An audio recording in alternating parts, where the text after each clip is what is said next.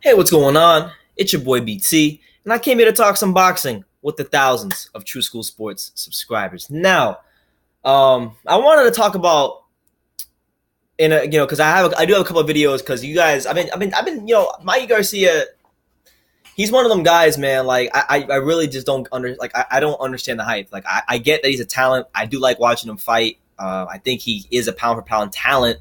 I don't think he's a pound for pound level fighter right now at this moment. Um, I think I think right now until proven otherwise, Mikey Garcia is a hype job. He really is. Um, he's a hype job, and the West Coast boxing media in America. I'm talking about them dudes in Vegas and them dudes in LA. Them whole people, anybody out there. If you're a boxing reporter that goes to fights in Vegas or LA, you probably think Mikey Garcia is a top 10 pound for pound fighter. But the reality is he is not. He is not. When you factor in all the weight classes in boxing, he can't be.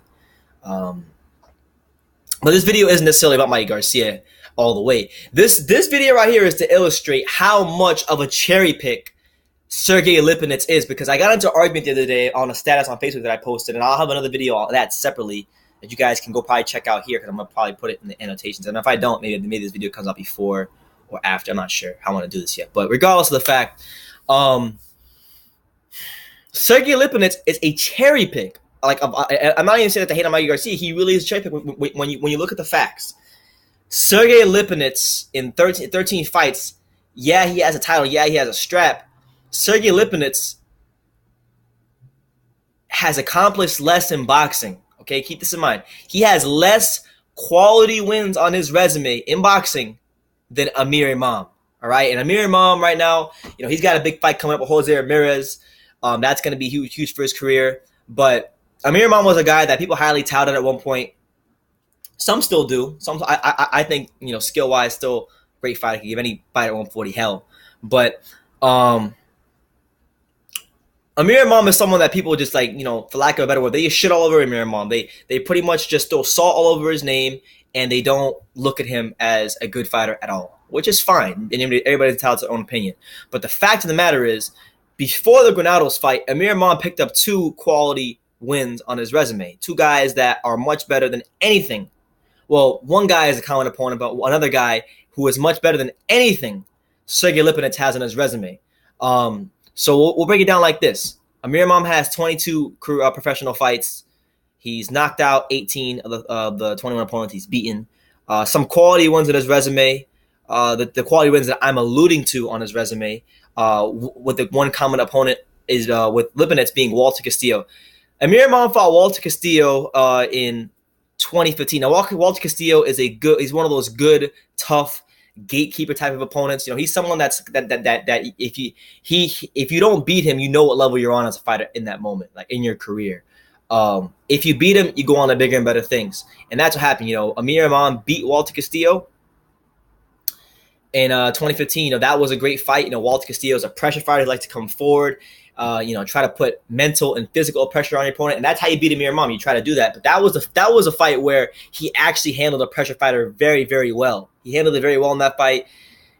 That fight right there is a good example of what Amir Imam at his best can do to a fighter, and it's a fight like that. When I go back and I watch those fights, it reminds me of how good he still can be as a fighter.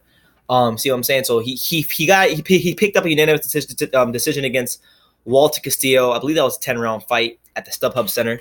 And then prior to that, he fought in 2014. He fought a guy that's been picking up really good wins in Yordenis Ugas. Now, Ugas is not a big name. He's a Cuban fighter, but he's someone that did have good amateur experience. Yordenis Ugas has been picking up really, really good wins in his career. As of late, he recently beat Thomas Delorme on PBC. He recently also beat Brian Perella, I think, on PBC as well. So he beat Thomas Delorme, Brian Perella, and he's put himself in a very good position. He's now fighting Ray Robinson, the one in Philly, and I believe that's a title eliminator of some sorts. So he's making noise in the welterweight division, and he's actually gotten better since the Amir Imam fight. And Amir Imam outboxed him too. That was another unanimous decision. So Amir Imam showed really good boxing skills in the 2 fights against those 12 quality opponents. And then when you go to Lipinets, right? Lipinets obviously doesn't have as many fights, but with the amateur experience he has, He fought Walter Castillo a year after Amir Imam. He stopped him in the 7th round. So he did better against Walter Castillo, and then he fought Clarence Booth, who's like whatever opponent. Clarence Booth really hasn't done much in his career. Clarence Booth is, what he is. He's not really a great fighter. Clarence Booth being 30 years old, not the best puncher in the world. Has lost to the likes of Alex Aceto, Maxime Dashidev, another prospect coming up. Marcus Powell, he's lost to domestic level fighters. So Clarence Booth is not a great fighter. He's not that good of a win. I mean, he's a good win, I guess, but for the level he was at his career. But that was the fight before he fought Okiri Kondo. And when he fought Okiri Kondo for a vacant title, that was basically trying to be. That was a fight where, because you guys got to look at boxing just beyond what you think it is. Like, there's a lot of politics in the sport, and I know more about the politics of this game than a lot of my subscribers do, because I see what goes on behind the scenes. I'm silent about a lot of things, but if I really wanted to expose a lot of fighters and people, I really could, because I do know a lot of stuff that goes on. But I don't, because that's not me. That's not who I am. That's not Christ-like, and it's just what it is. But there's a lot of politics, and promoters are always trying to put their fighters in the best position, which is fine. But that fight against Okiri Kondo for Lipinets was a fight where he was supposed to look sensational. It was a fight where he's fighting a guy, a lower level, mandatory opponent from Japan he had 6 losses coming into the fight. Had lost to a bunch of other domestic level Japanese fighters. And on the night, man, Kondo rose to the occasion. He rose to the occasion, and in a just world, he would have got a decision. But PBC is not a just world, and Sergey Lipinets got a gift decision. I thought he got his ass whooped, really. And it was a gift decision of the highest order. And and while he is still a good talent with some promise in there as a fighter, Lipinets still at the top level he's unproven. He's unproven. He's unreliable. And for the time being, until he gets a legitimate win on his resume, he'll have to wear the label of paper champion. And that's what he is at the moment. So Mikey Garcia is cherry picking a guy whose best win is Walter Castillo. Walter Castillo, the same Walter Castillo that got thoroughly outboxed by Amir Imam in 2015, the same Walter Castillo that's been used as a cannon fodder opponent for many Al Haymon PBC fighters. That's his best win, and that's who he's fighting. And that's who he's not just fighting, but he's getting credit for fighting this guy. He's getting credit for fighting this guy, okay, in his 13th fight. And that's going to be, I can guarantee you, if he wins, looks sensational in that fight, that's going to be used as a speaking point to show why he's a pound-for-pound fighter, because they're going to say he fought a champion. But he fought a paper champion whose best win is Walter Castillo. I mean, you guys got to see this. You guys got to, with boxing, a lot of times you guys got to read between the lines, and that's what I'm trying to do.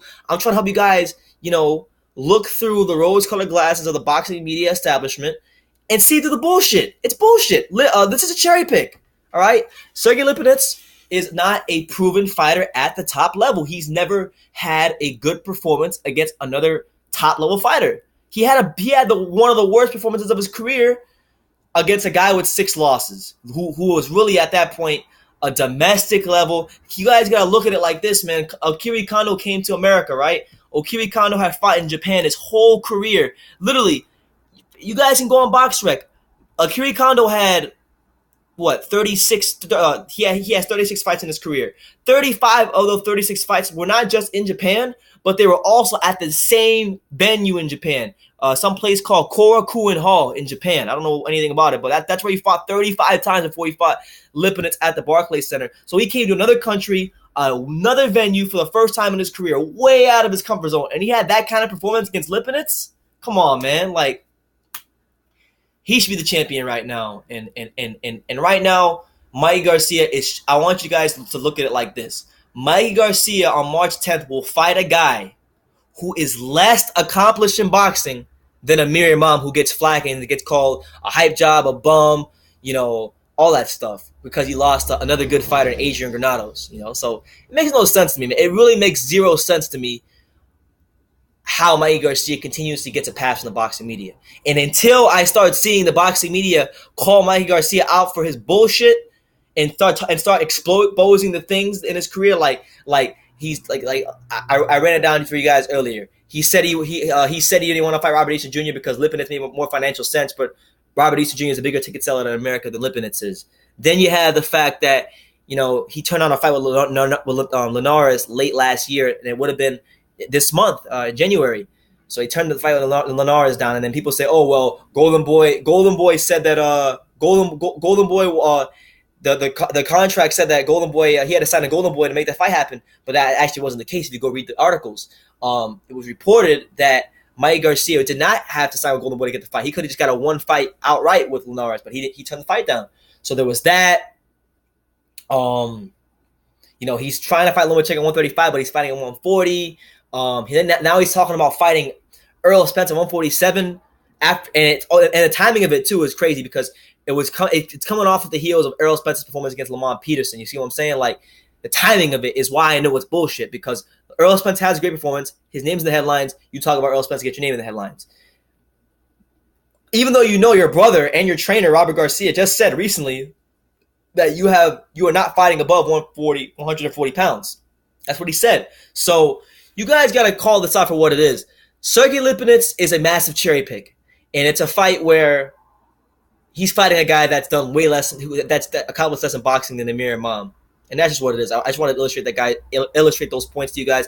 This is not to say that Lipinets is not a talented fighter. This is not to say that Lipinets can't go on to become a good fighter in the sport and legitimize at the top level. But right now, at this stage of his career, he is not a top level fighter. He has not had a good performance against another top level fighter. And the biggest fight of his career, he got a good decision. So you got to look at it like that. And Mikey Garcia is fighting that guy, and he's getting a pass for it. So, you know, I call bullshit out for everybody. Like, it's bullshit, bro. So that's just what it is, man. You guys let me know what you think about my points.